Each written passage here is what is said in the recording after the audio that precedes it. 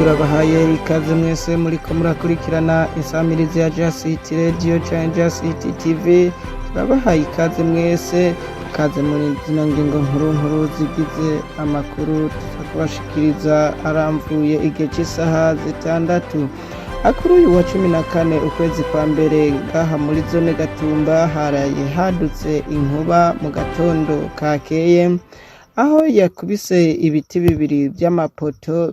Bikaba byasabwe yuko abanyagihugu bari hafi basabwe kwegera inyuma kugira ngo izo nkuba zitahava zibakubita. Ni mu gihe imvura yari yazindutse igwa, bikaba byatumye ibintu bitagenda neza.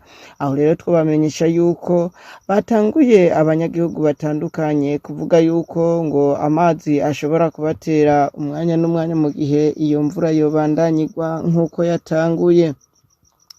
Ibyo biraho aho imvura yaraye iguye, nayo imvubu nazo zikaba zatanguye kwimonogoza mu mirima y'abantu muri zone ya Gatumba, aho ni ku mutumba wa Rubondo.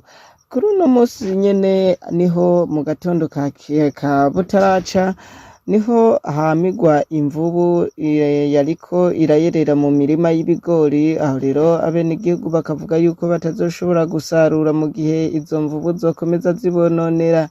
Aya n'ayandi rero incamake twako turabashikiriza nahigarukiye. Dushimire cyane abadukurikiranye, nayo kuri mikoro mukaba mwari kumwe na WGST.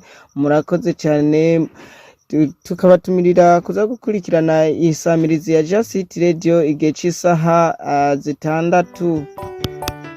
Komanda jeshi apande saa